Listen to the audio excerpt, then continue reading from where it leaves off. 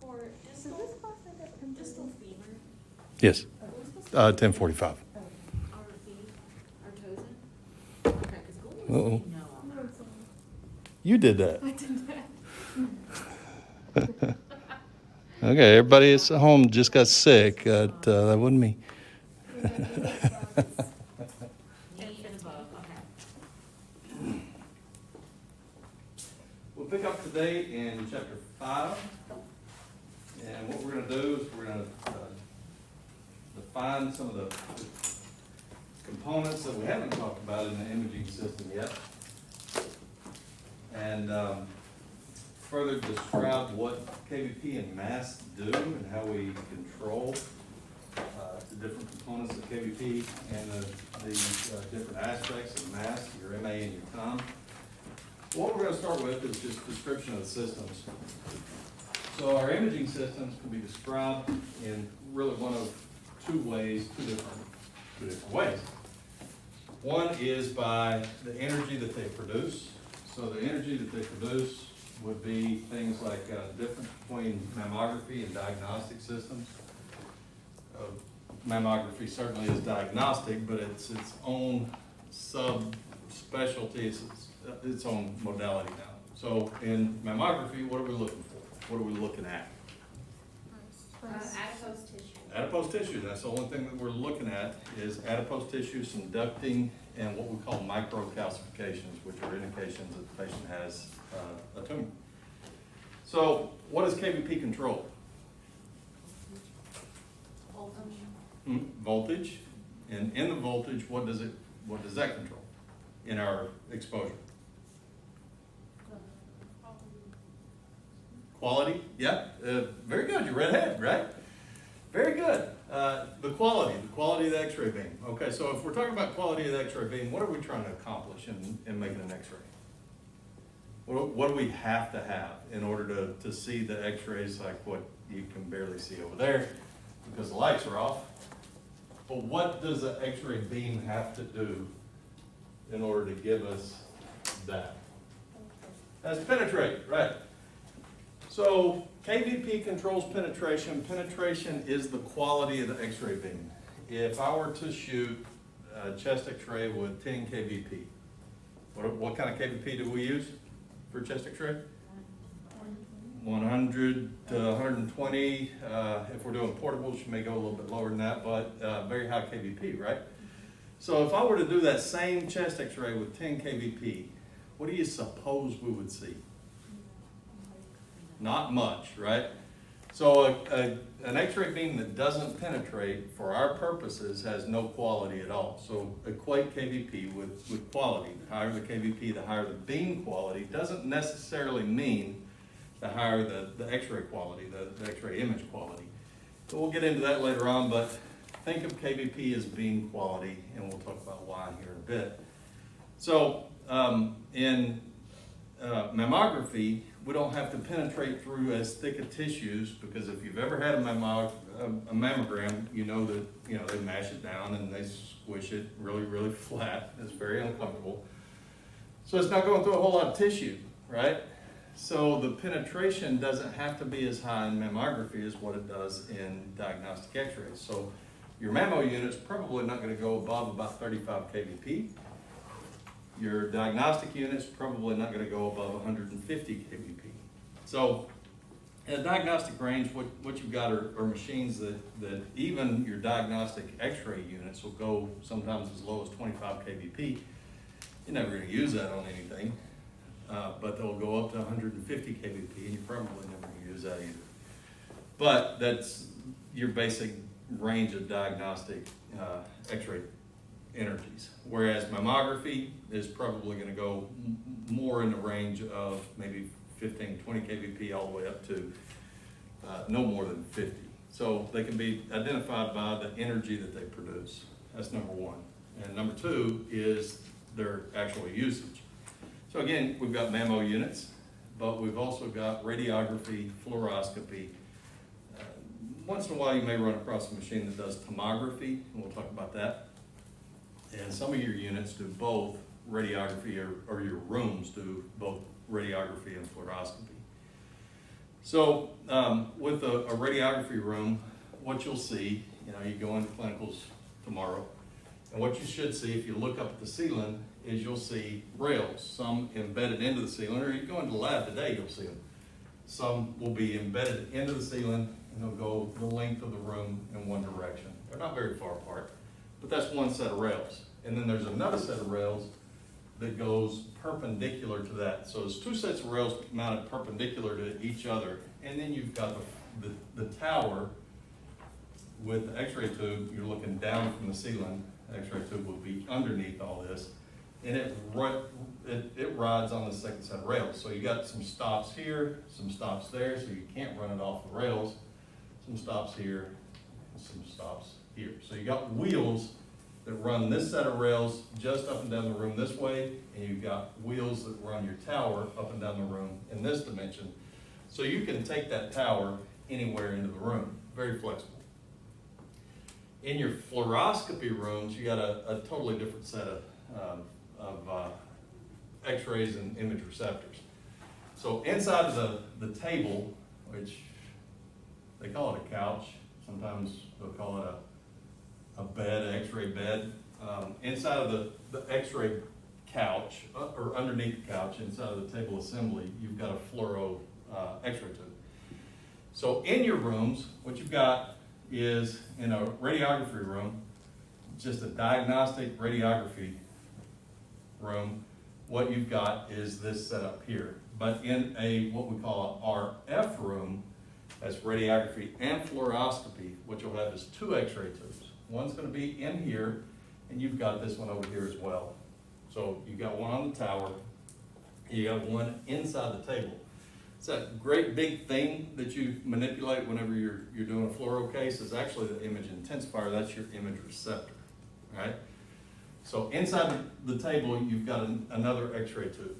And there's a lot of logistics that have to go into the construction of the x-ray room and what everything needs to be made out of.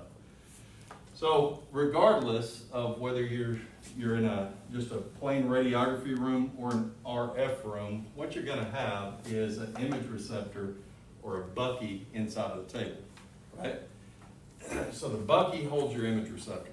Your image receptor may be removable, like what we have in the lab, or it may be fixed in place so that it can't move, it can't come out at all. But if you're shooting into the table, we have to have certain characteristics. So let me back up a little bit. So we can have radiography rooms, we can have fluoroscopy rooms, or we can have RF rooms and then mammography. So we can identify them also by their usage, as their usage. All right, so regardless of whether we're doing radiography, fluoroscopy, or if we have an RF room, certain components have to be in place and made in a certain way. So if you've got the table and you've got an image receptor inside of the bucky, and we call that a Potter bucky diaphragm.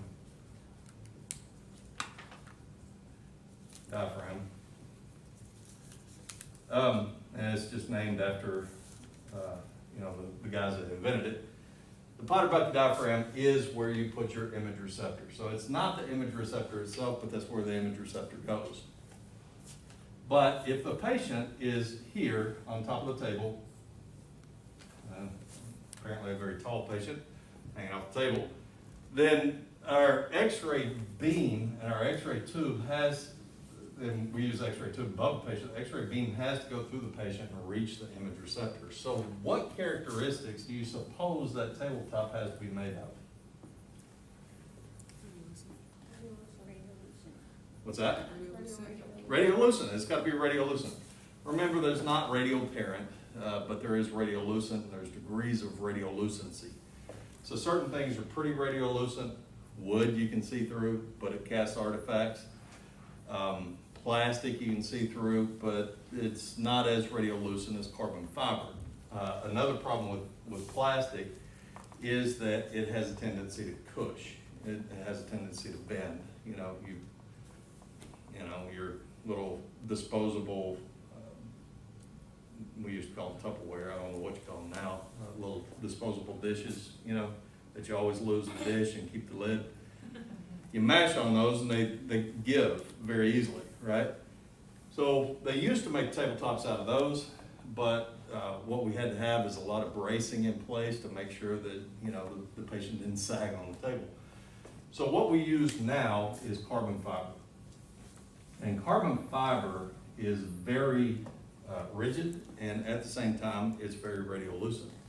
Have you ever seen a patient, this occurs after a patient's had possibly a broken neck, but certainly after a neck surgery, they wear what we call an external fixator. And an external fixator, I think we talked about that maybe in positioning last week.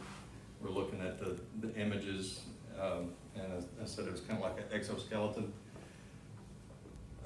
They call it a halo. And what the halo is the patient has this vest-like thing on, and he's got this thing sticking into his head with these little pins that screw into his head, and then he's got rods, these little black rods that go from the vest all the way up to the head portion. That's what we call halo. Those black rods, they look and they sound like metal. If you took metal and you tapped on that rod, it would sound like metal. So it would sound like a lot like, that's not a metal ring. It sounded a lot like that, but it's not metal. It's carbon fiber. Very rigid, but it's radiolucent. So if you ever have a patient with an external fixator, the bright metal portions are truly metal, and they're hard to see through, but the black portions, not the black portions with screws in them, but the black portions that are just the rods themselves are carbon fiber, and they absorb almost no x-rays, okay? So we have carbon fiber as a tabletop. That's number one, is it's gotta be radiolucent, so we've gotta be able to shoot through it. If it's not radiolucent, can we still shoot through it? Well, if it's at a lower rate of radiolucency than carbon fiber, can we still shoot through it? Yeah, absolutely we can, but the problem is that in order to get a good image, a good x-ray image, we have to have a certain amount of radiation to the image receptor. So if this thing's absorbing a lot of our x-rays, then we're gonna have to apply more x-rays in order to get the right amount of x-rays to the image receptor. So where are those x-rays going? Two places really. One is into the table itself, which is useless, but at the same time, to get that number through the table, that patient's gonna have to absorb a lot of x-rays, right? So the carbon fiber, it gives us a high degree of radiolucency, plus it is it's supposed to be an O, it looks like 9. Very high level of radiolucency, but it's still very rigid, so it's an ideal material for the tabletop. The other thing though is that knowing that nothing is radioparent. Even if we have carbon fiber, and let's say it's very thin in one place, but it's very thick in another place, and then very thick in another place, and then very thick in another place, then even though it's radiolucent, will the tabletop absorb more x-rays in these areas than those areas? The answer is yes, absolutely will. So it would cast an artifact on every x-ray that you shoot. So two characteristics of the tabletop we gotta have. One is that it's gotta be radiolucent, and the other is that even if it's radiolucent, we have to have uniform thickness so that we don't have those artifacts and have differences in density on our image receptor when we make our exposure, okay? So in fluoroscopy rooms, everything is reversed. You don't have an x-ray tube above the patient, you have an x-ray tube below the patient inside the table itself. So this is x-ray tube. Now, our Potter-Bucky diaphragm has some components in it that you don't want to x-ray if you're not intending to x-ray them. Okay, first off, if you pull the tray out and look at the tray itself, yeah, what's it made out of? Metal, right. So metal, is it carbon fiber? No. So is it easy to penetrate through? No. And you can't really see it from here, but that x-ray up there, when you pass by after we get done, what you'll see are a lot of wires, right? So it looks like you got these round circles going maybe around the patient's aorta or whatever. It's not the aorta, it's the sternum. So the patient had open heart surgery. Those wires are made out of metal. So since they're metal, they show up really well on x-rays. So we got this big hunk of metal holding our image receptor. We don't want to x-ray through that.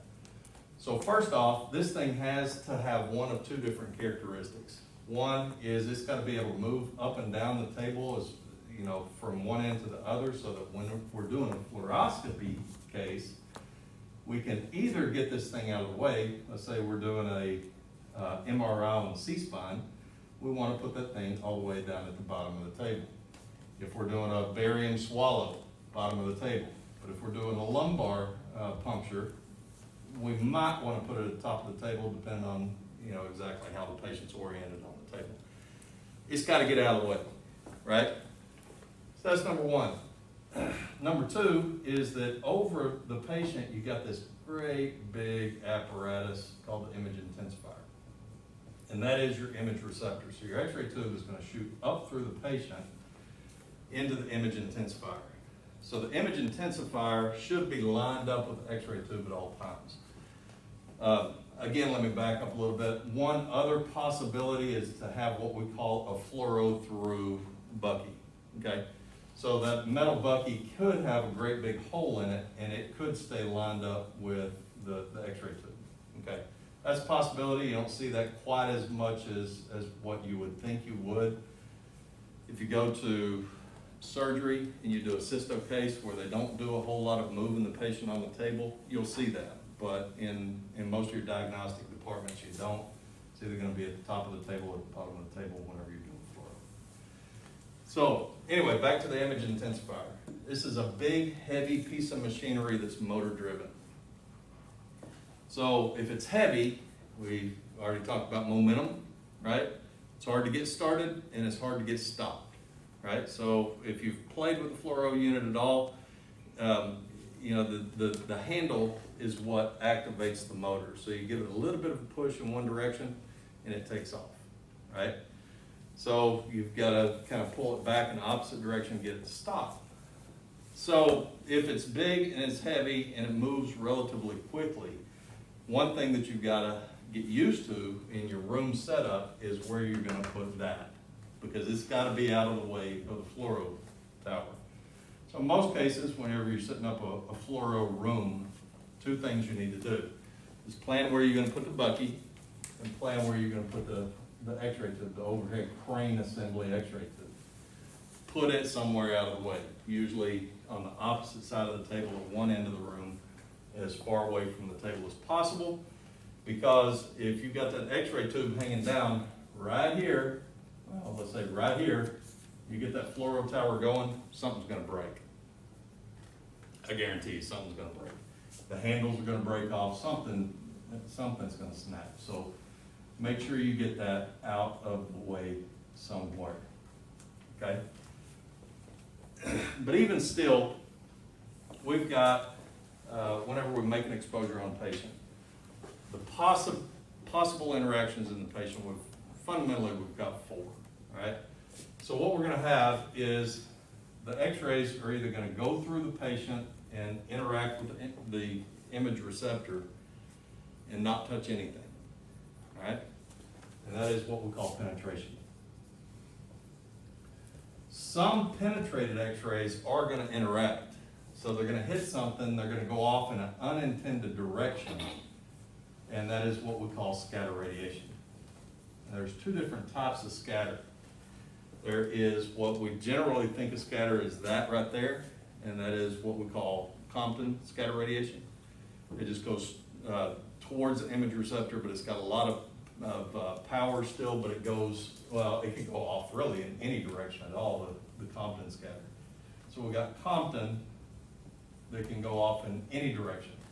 So it can go towards the image receptor and mess up your image. It could bounce back down into the table, or it could bounce straight out towards you, like that. That's where your occupational exposure comes from, is from Compton scatter. Not all scatter radiation is going to bounce towards you, but some will, and that's where your occupational exposure comes from.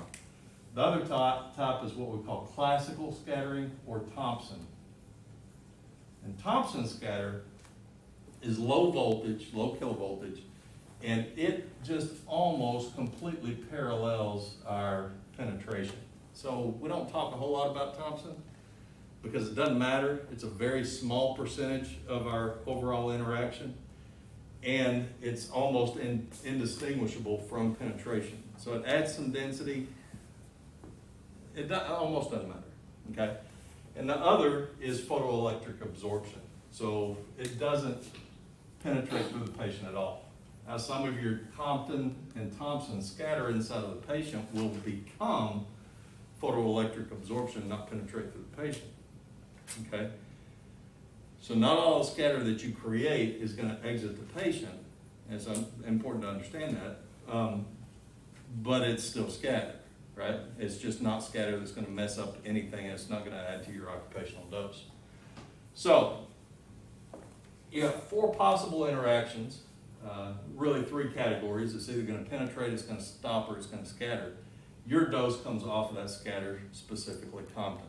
And I went all that way to describe this function of your table. You're in a room that does fluoroscopy. And most of your rooms, your general diagnostic rooms are gonna be RF rooms. You've got probably some ER rooms that are just radiography, but I don't know that I've ever worked with a room that is strictly fluoroscopy that wasn't a specialty room, like special procedures or something like that. So most of your rooms are gonna be RF rooms. So have you ever noticed that whenever you move the bucky, and you probably haven't because you know they've designed tables now to where it's pretty seamless. But whenever you move the bucky, obviously that bucky is taking up space, right? So if it travels up and down the table, it is taking up space.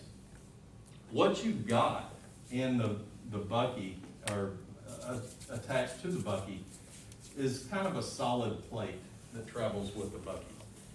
You grab that bucky and you drag it down to the foot of the table, and what you're gonna see is you got a plate on both sides of it that kind of moves with it, right? You drag it up towards the head of the table and it moves with you that way as well. Some of your rooms don't have that. Most of your more modern rooms do, but some of your older rooms don't have that. What they've got is this thing that if you flip it down, you can see the bucky, but this whole area down through here is wide open. There's nothing there, okay? You can actually look inside of that hole. That's what we call a bucky slot. You can look inside that big hole and you can see the x-ray tube down in there. And you can see all the barium that's leaked out of, off of the table down into, it's just nasty. But you can see it. So what they've got is this little flip up door. All right, and the flip up door covers that. Now the reason I point that out is because if we've got these interactions inside of the patient and they bounce off the patient, the photons bounce off the patient and Compton scatter, they go down through that hole. That hole is right here. So what part of your anatomy is right here? It's your gonads, right? So your dose coming through that bucky slot can be relatively high to a portion of your body you don't want to be exposed to high levels of dose, right? So that thing that drags with the bucky whenever you move is what we call a bucky slot, or bucky slot cover. What does a bucky slot cover do? It covers a bucky slot, right? So it covers a bucky slot so that you don't get as much Compton radiation straight through the bucky slot right to your gonads, right? So you're still wearing your apron, so your dose shouldn't be all that high, but the bucky slot cover is intended to protect you from even more radiation exposure, okay? So bucky slot cover.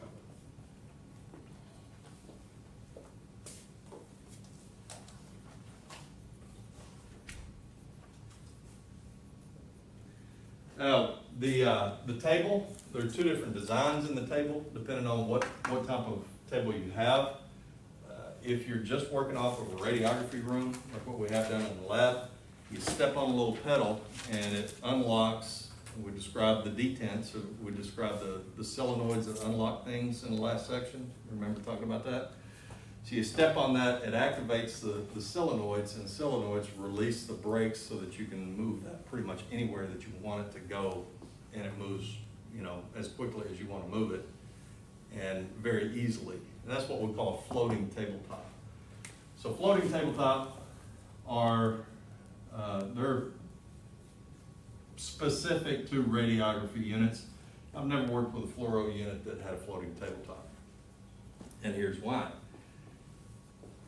Even though those solenoids keep it from moving, for the most part, they're not as strong as the solenoids in the tower. So sometimes you can lean up against the table and the tabletop will move. All right? So anybody done a barium swallow? Okay. How do you start with a patient in barium swallow? Well, not a modified barium swallow, but more like an esophagram.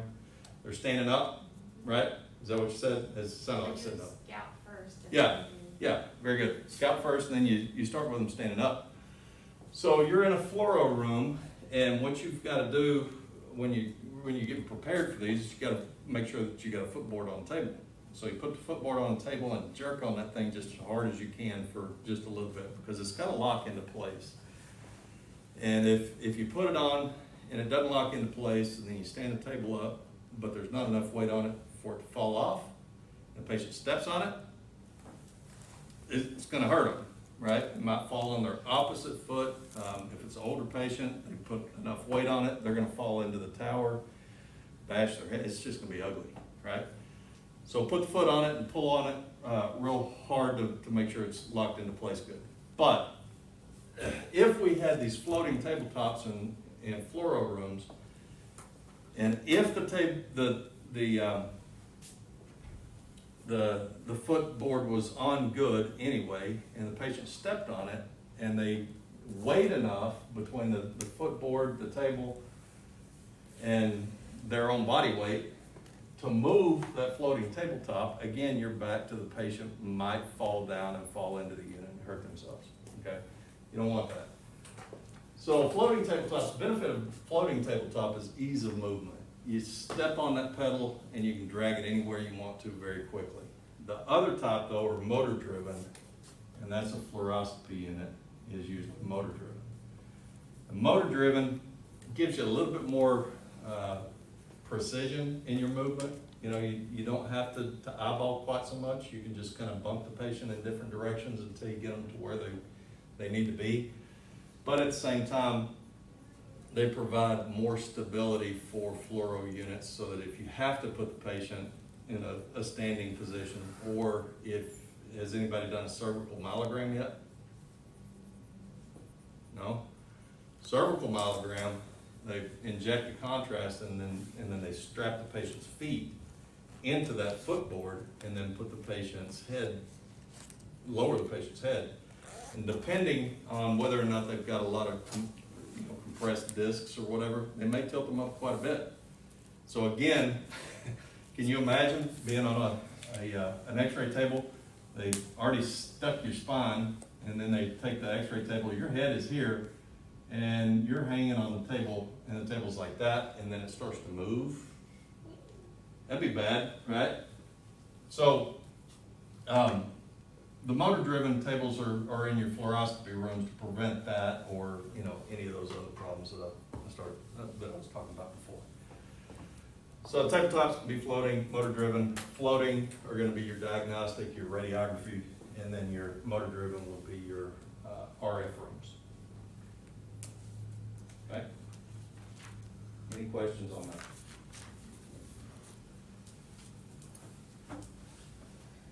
that? So what else in fluoroscopy can you use to reduce your dose? Distance. What's that? Distance. Distance is a big one. Distance is good for you, but as far as the user of the unit goes, be it a PA, a doctor, a tech, gloves, gloves, so you got shielding. Have you ever seen anybody use the fluoro unit without that drape? You should have a drape over the front of it goes from the image intensifier, so that you can't even see the patient really. I've never seen them use them. You've never seen them use it? Yeah. Oh, that's brilliant. Just absolutely brilliant. Yeah, they should be using that. It's basically like a double layer lead apron that just hangs from a fluoro tower itself. So yeah, that's a big, thing of shielding right there that they should be using. Not using. So certainly, yeah, distance, and then what else did I tell you could do? Stand behind them, exactly. Let them take the bullet. Because again, how much are you getting paid? No, not. Not at all, right? How much are they getting paid? Well, More than not at all, right? So stand behind somebody if you can. Just don't make it weird. Just don't make it. All right, so overhead crane, two sets of rails perpendicular to each other. Any questions on all that? Just the basic room setup. No? All right. So regardless of, if you've got a mammo unit, you've got a radiography unit, you got an RF unit, even a therapy unit, basically what you're gonna have, you can break down into three sections. So what you've got is operator's console. Operator's console is the only portion that is always gonna be in a place that you can get away from radiation exposure. So in a diagnostic room, fluoroscopic room, RF room, that's gonna be outside the room. So it's behind the glass. It's still technically in the room, but it's not in the room. You know what I mean? It's not out in the area of exposure, but it's still in the x-ray room. So you got x-ray room, and you got the table here, and your console is gonna be back here. In a mammo room, if you've ever been in a mammo rooms are tiny. They're little big, they're like a closet. And this is just a movable piece of glass, but the operator's console is still behind that glass and away from the exposure. So the operator's console is outside of the room, and then the other two portions, you got the console. Then you've got the x-ray tube, so you got an x-ray tube inside the room, obviously. And then you've got the book calls it the high voltage generator. It's not really a generator, it generates high voltage, and that's why they call it a generator. The definition of a generator is something that generates electricity. It doesn't generate electricity, it manipulates electricity. So I know it's kind of splitting hairs, but I think it's important to understand why they're calling it a generator. You're generating high voltage from low voltage, but you're not really generating electricity, okay? That thing could be almost anywhere. In some of your rooms, it's going to be, in the room itself, sometimes halfway behind the control panel. Sometimes it'll be up in a false ceiling. Some of your systems are built to where it may be actually inside the tower itself, okay? So the difference between those three things is the console is where you control everything. The tube is where you make the exposures, and the high voltage generator system is just that. It's what creates that high voltage, okay? So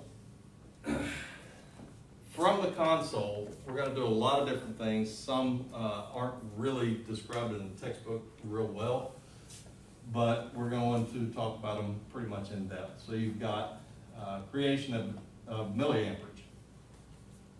Overall mass, right? Because MA times time gives us our mass, but we control them separately. If you've ever set a set technique, you've seen that. You can select your MA, you can select your time, and both of those go into creation of mass. So we can select our MA. MA we're going to call intensity. And I struggled with this when I was a kid, when I was a student, because I always thought of an intense kid as being somebody, that was just full of energy, and it just sounded like a powerful thing. But the power is actually the X-ray, the KVP in the X-ray beam. Intensity just means numbers in this context. It's just the numbers. So mass, we talk about mass, what are the words there? Milliamps, right? Milliamps per second. So what did we say an amp was? Current is coulomb, 1 coulomb flowing through a circuit per second, right, is what an amp is. So, and that's just a measure of electrons. It's a number of electrons. It's a 6.3 times 10 to the 18th power. So a count of electrons. It's just numbers, is all mass is. So MA, our overall mass is our intensity, is our overall numbers of x-rays that we're going to create.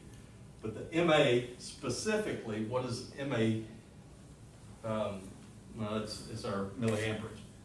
And again, it is numbers, but we don't get numbers in exposure until we get exposure time in seconds.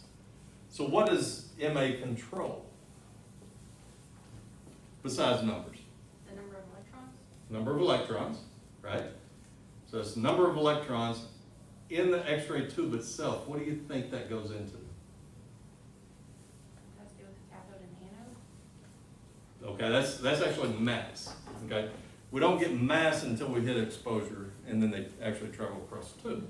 So when you press your prep button, what are the steps that, what takes place? It starts boiling off. What's that? Boiling off when it starts. Boiling off of electrons, exactly. So when you press prep, you're actually getting MA, you're not getting mass, okay? You got MA going, and what you're doing is you're rotating the anode, and at the same time, you're creating that space charge by boiling off the electrons. They call that hot thermionic emissions, right?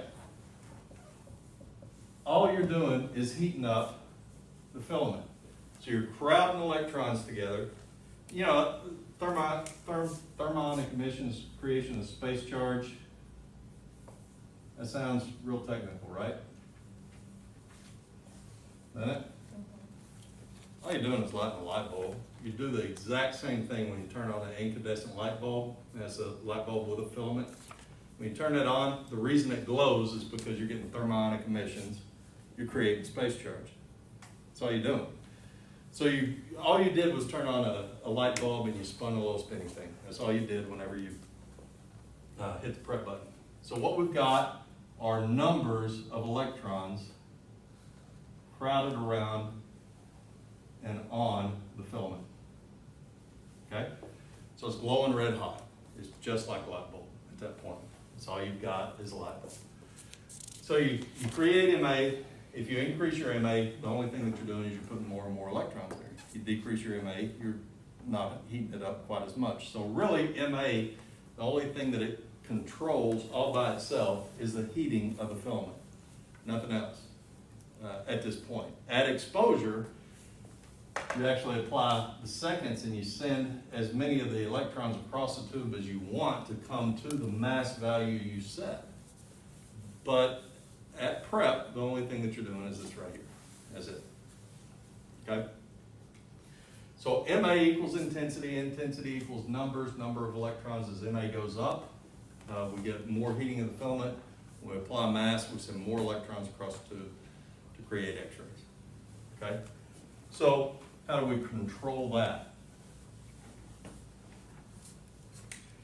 Well, let's just circuit down at the bottom. What do we call it? Okay, the step-down transformer's there.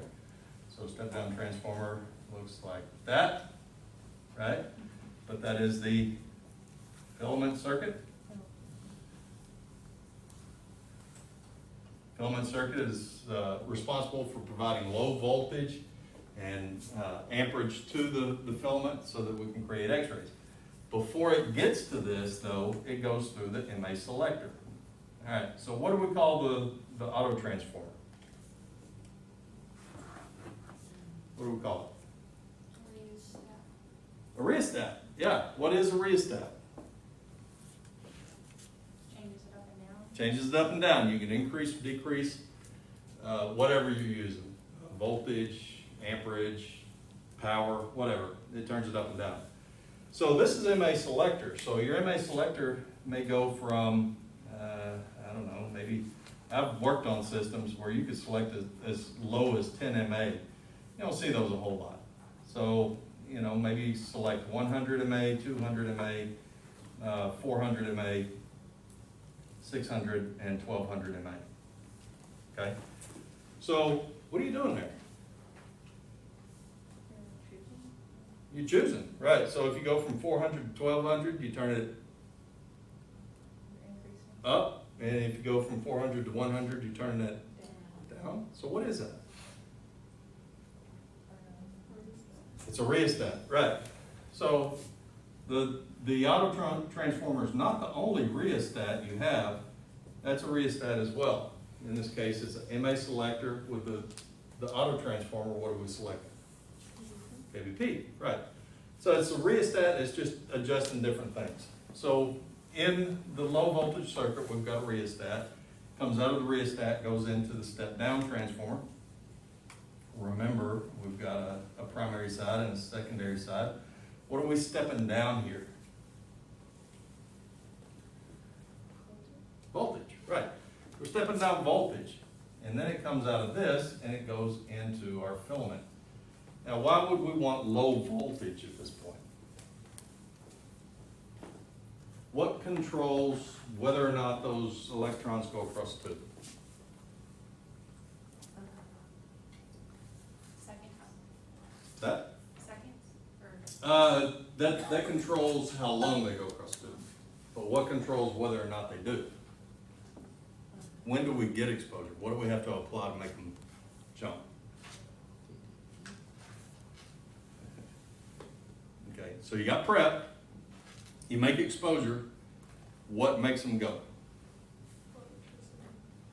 Huh? Electricity, yeah, it is electricity, KVP. Okay, they don't jump across until the voltage gets high enough. So if our imaging systems work on voltage ranges anywhere from, depending on the system, 110 to, actually, all the way up to 440 volts. Okay, 110 volts. If you got a raw wire, a bare wire, and you get close enough to it, you might get some voltage or some electricity jump away from the wire to get you. Maybe not. But you get up to 440 volts, and you will. All right? So the distance between the filament and the anode itself is not very far. Excuse me, it's not very far. So if we use 440 volts in our imaging system, there's a very real possibility we're going to get electrons flow across the tube before we're ready for them to go. We don't want that to happen. So what we want, especially if we get a lot of electrons crowded around that, so what we have, or what we want in the filament before we're ready to apply kilovoltage, is very low volts. So we're talking about 15 to 30 volts, very low voltage, okay? So for context, you know, the electricity in the wall, 110, 120 volts. Those little bitty batteries, square batteries, that's 9 volts. So twice that, you know, so very, very low voltage. The electricity is not going to jump off of 15 volts to travel from cathode to anode, okay? So what we want in the filament is set amperage to heat this up so that we get thermionic emissions, creation of space charge, but we don't want those electrons to jump across the tube until we're ready for them to do so, until we hit the exposure button. At that point, we apply the high voltage, the kilovoltage, so that they'll travel across. So our filament actually works off a very low voltage before we're ready for it to go, okay? So, that's your low voltage circuit. Now, when we select our MA, what we're doing is we're manipulating this rheostat, okay? So we manipulate the rheostat, we set our MA, and it goes into the step-down transformer, so it gives us very low voltage. So that's one thing that you select, is your MA. That is your MA selector. Okay? So, we're going to just keep a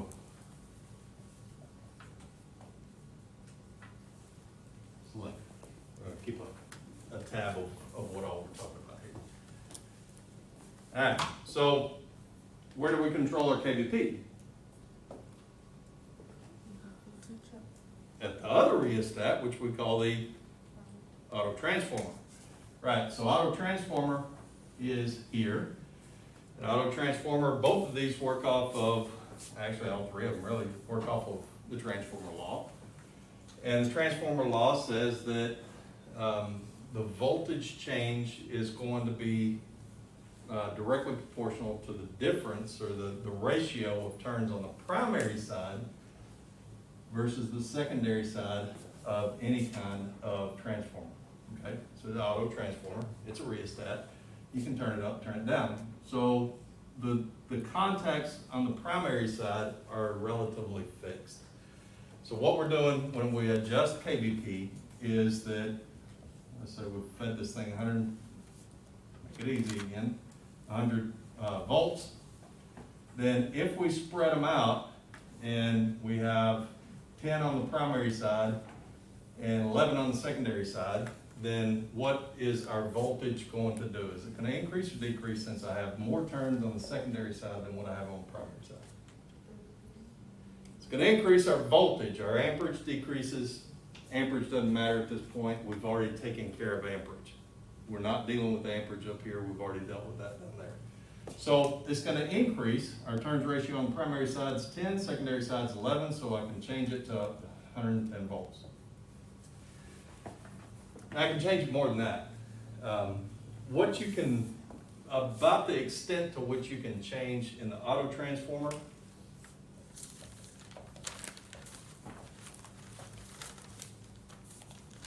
is about 2 times or half. So you may be able to go up to 200 volts all the way down to 100 volts. And that's the key, or all the way down to 50 volts, rather. And that's the key, is voltage. We have kilovoltage. Are we dealing with kilovoltage right here? No, we're not. We're dealing with voltage in an anticipation of it eventually becoming kilovoltage. We select our kilovoltage here. Okay, this is our KVP selector. So whenever you select your KVP, what you're actually doing is you're selecting the turns on the secondary side of your auto transformer. So you feed it 100 volts and you need to make an exposure, 50 kVp. Then what you might do is squeeze this down to where you have half of the turns on the secondary side than what you had on the primary side. So if you had half, again, these didn't change. The only thing that you did was squeeze those in. So you have half here compared to what you have there. So what is your voltage change? It's 50, right? So we got 50 volts. But how is that going to read on your control panel if this is our KVP selector?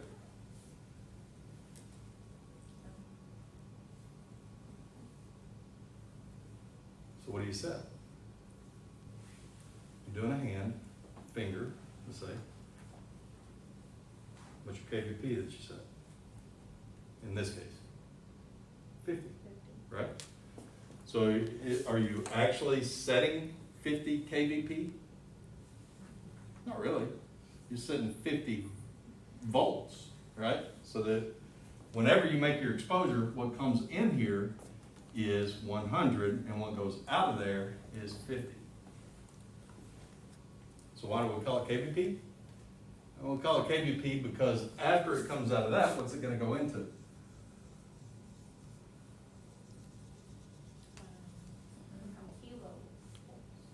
Step up transformer. So how did this thing work? You could turn it up, turn it down, right? You could have more turns on the secondary side than what you had on the primary side. You could have fewer turns on the secondary side than what you had on the primary side. Can you do that over here? No, it's always going to be the same. So if your turns ratio is 1 to 1,000 and you feed this 50 volts, then what am I going to have over there? 50,000 volts, which is 50 kilovolts, right. So, does it matter that we're only reading 50 volts here? As long as this is right, then it's gonna give us exactly what we want over there. But when you're setting your voltage, what we're actually setting is voltage in anticipation of it becoming kilovoltage. So it is our KVP selector, but it's only giving us 50 volts. Why don't we run it through this first? Well, if 440 volts is going to create a spark, if you put two things close enough together, do you not think 50,000 volts would? Absolutely. Okay, so dangerous to work with at kilovoltage rates. You don't want to do that, right? You don't want to be in charge of the machine and pushing buttons that's giving you kilovoltage. You want to deal with low voltage. So, in as much as we can, we put everything on the primary side of the step-up transformer so that we're dealing with low voltage instead of high voltage. There are some things that have to be on the high voltage side, like the X-ray tube, has to be on the secondary side in the high voltage section, but everything that we can put in the low voltage section, we're going to put in the low voltage section. All right, so that's two things. We've got MA, and I want to change that to MA selection. KVP selection. KVP selection is by adjusting the contacts on the secondary side of the auto transformer, right? MA selection is in the filament circuit before it gets to the step down transformer. Okay, so we've got MA selection, we've got KVP selection. Now, we don't get mass until we send the electrons across the tube.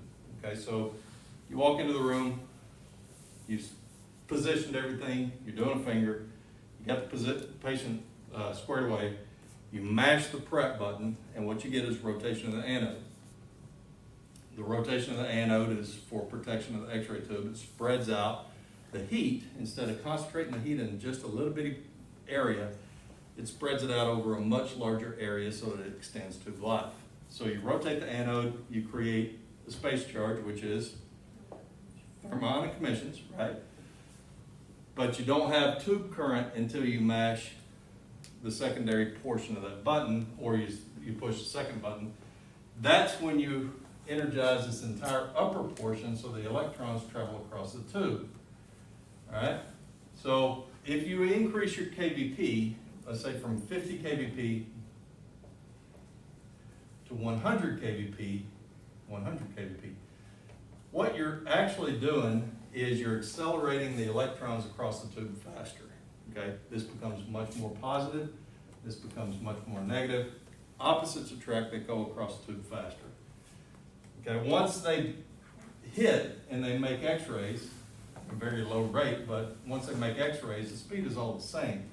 You're going to run into questions at some point, probably they already have, that ask you about the speed of the electrons versus the speed of the photons. Speed of the electrons changes according to the KVP you have set. Increase your KVP, the electrons travel faster. Increase your KVP, the photons travel all at the same speed because they're electromagnetic radiation, they travel at the speed of light, regardless of what the KVP level is, okay? So don't trip up on that. All right. So, also, in your control panel, you've got two different filaments, okay? You got two different filaments. You got a big filament and a little filament. And how you select those are with buttons that look like this. You've got two different buttons. One is a big square inside of a square, and one is a small square inside of a square. Okay? And what those are your filament selectors. So small square means small filament, big square means big filament. And what those control is the stream of electrons as they travel across the tube. So if you select the big one, then you're going to have a wide stream of electrons go across the tube. If you select the small one, you're going to have a small stream of electrons go across the tube. We're going to demonstrate this later in the semester, and Trina's probably gonna walk through it as well. But that's what you use to control sharpness of recorded detail, okay? Again, looking at a chest x-ray. You've got certain detail that you wanna see there. You wanna see the lung markings, you wanna see the edge of the ribs, but you got big anatomy there, right? So how important is it to see just the finest little bitty piece of anatomy on that x-ray? Not very, you know? I mean, we don't want to miss a diagnosis, but in as much as we need to see trabecular markings, what are we looking at there? The lungs. The lungs, right. Do we need to see trabecular markings? Probably not. So do we need real high detail? No. No.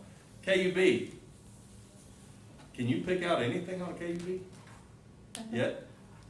No. No, no, probably not. You will eventually, but right now, you can see spine, pelvis, and maybe some gas patterns, and that's about it, right? Everything else everything looks alike.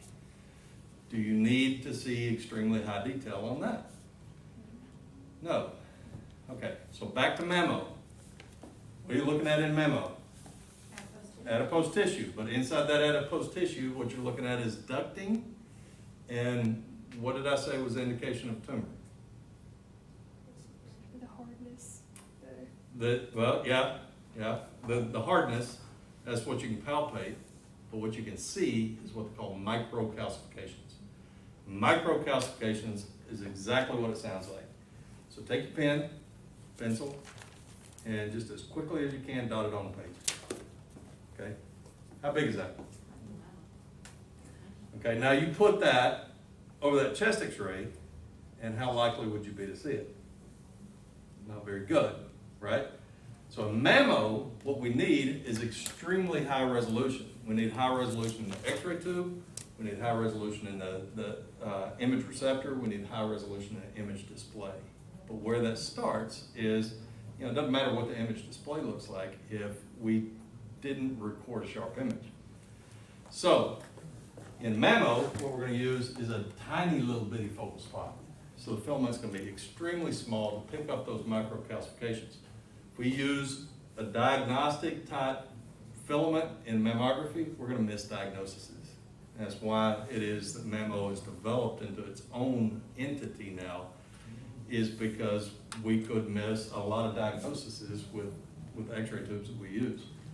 Okay, so the smaller that filament size, the smaller the focal spot. The smaller the focal spot, the higher the resolution.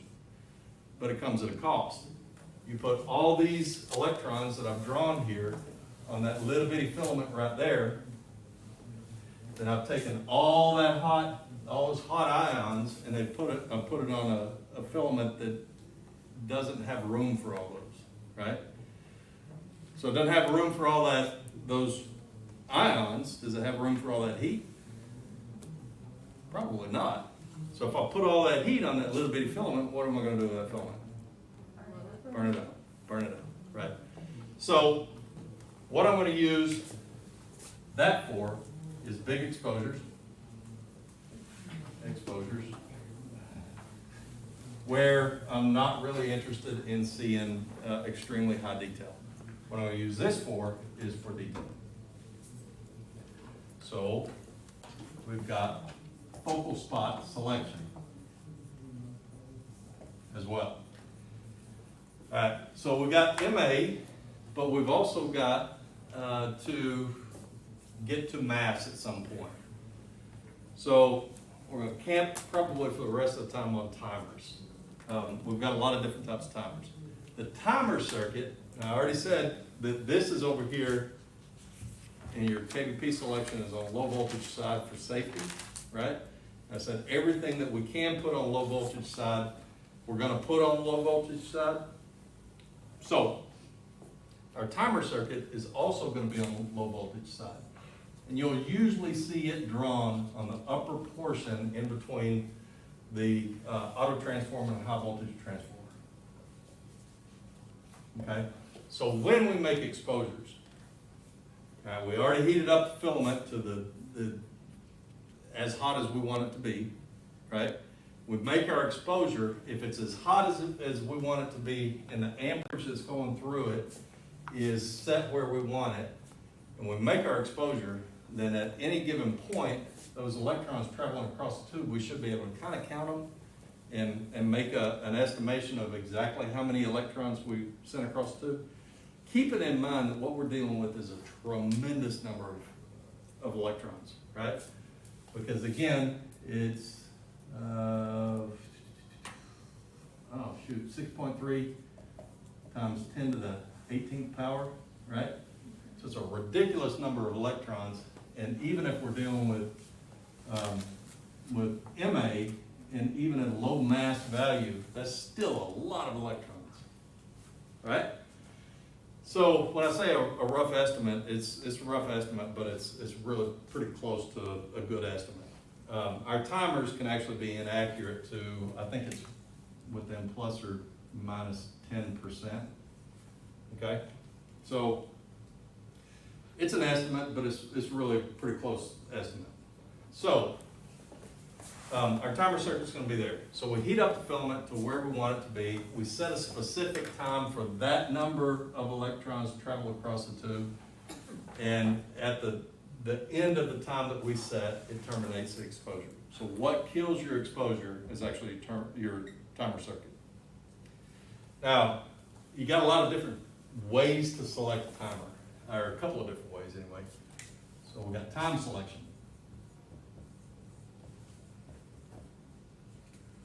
Some are going to require you to set your time, so you set a technique, you're doing a hand, you're going to set your KVP, you're going to set your MA, you're going to set your time.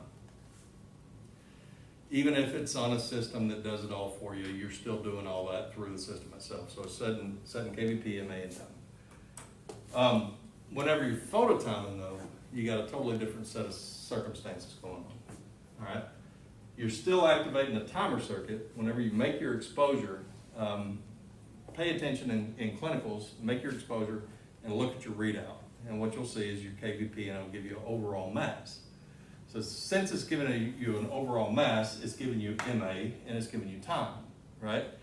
So you could calculate what your actual time is by dividing your mass by your MA to give you exactly what your exposure time was, but it's really pretty irrelevant exactly what it was. Just know that it happened.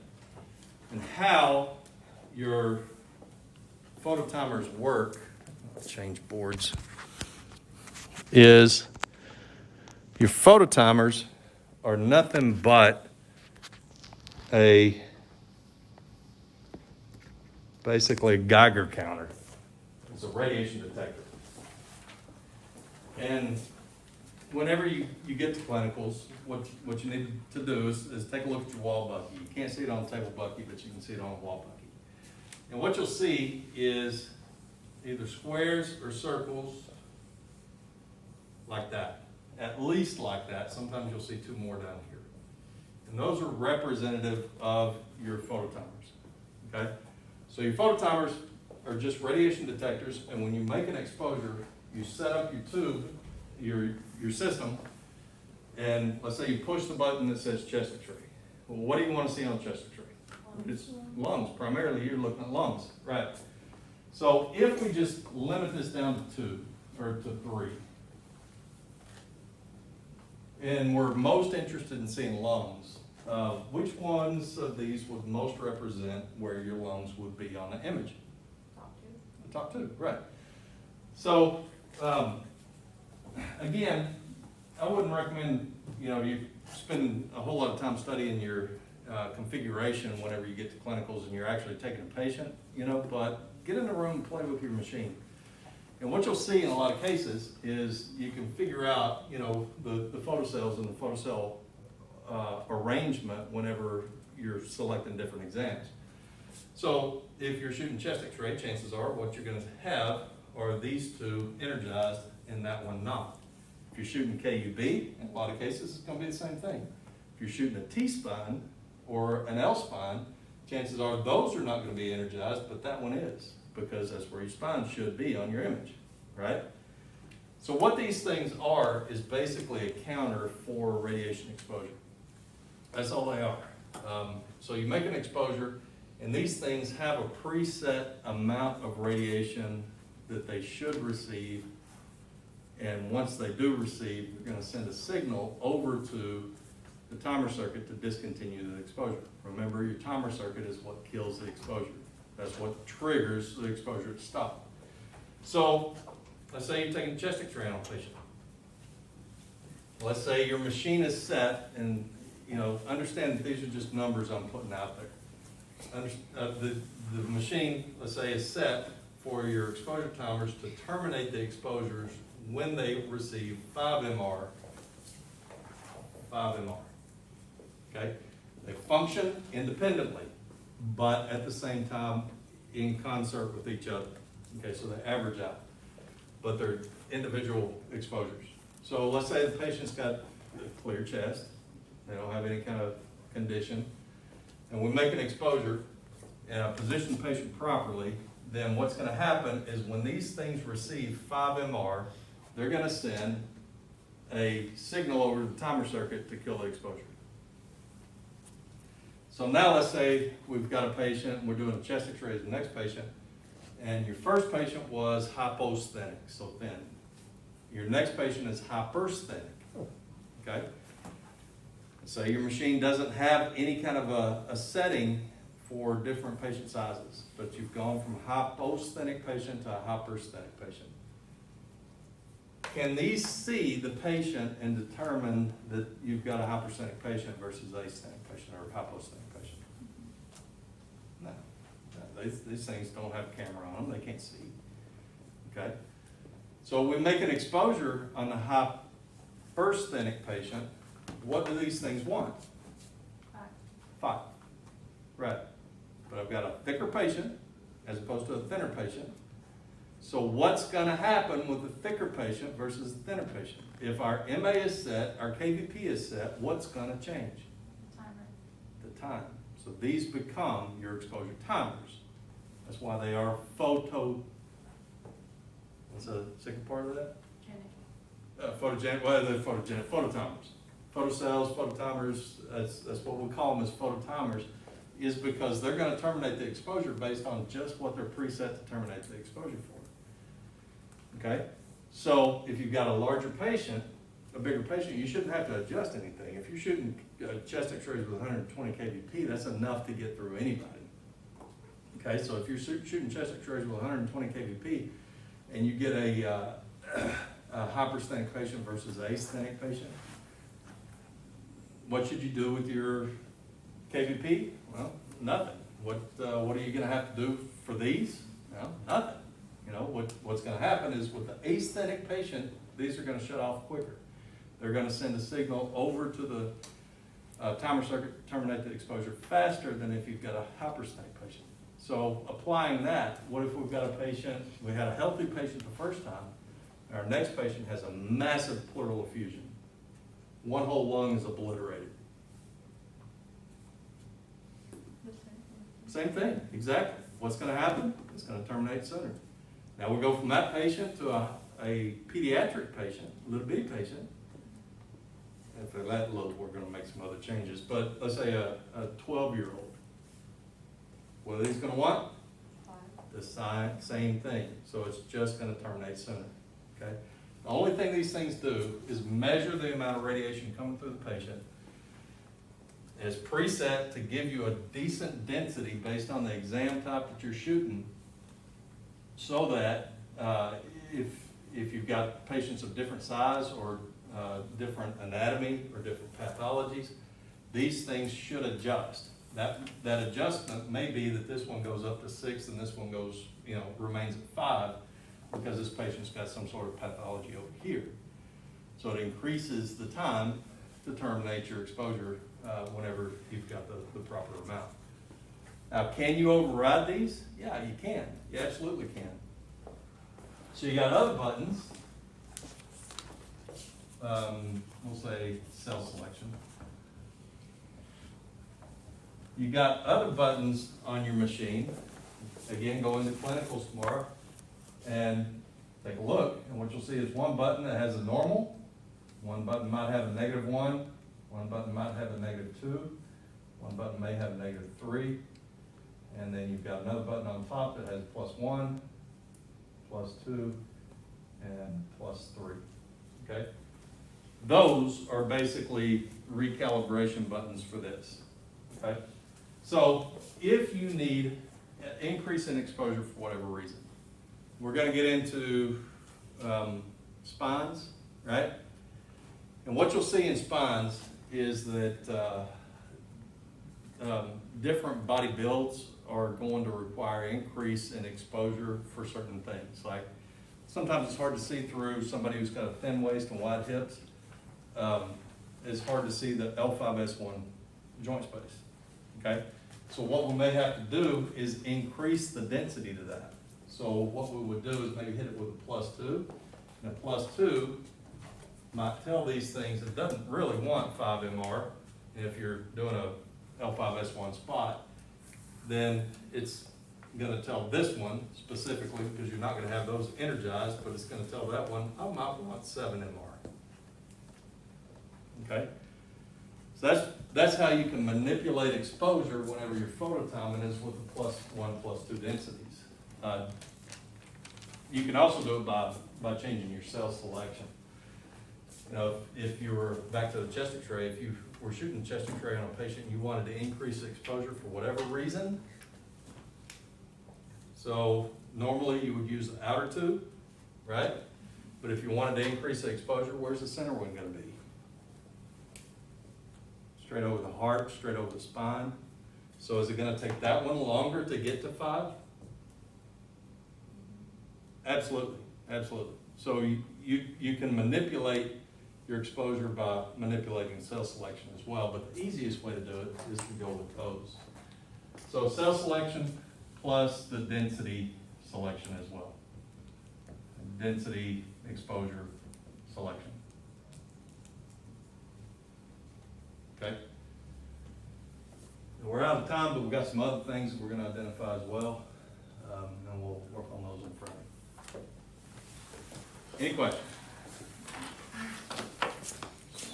Let me bring this back over here and readjust that, because they missed the plus and minuses and all that. All right, then we'll pick up there on Friday.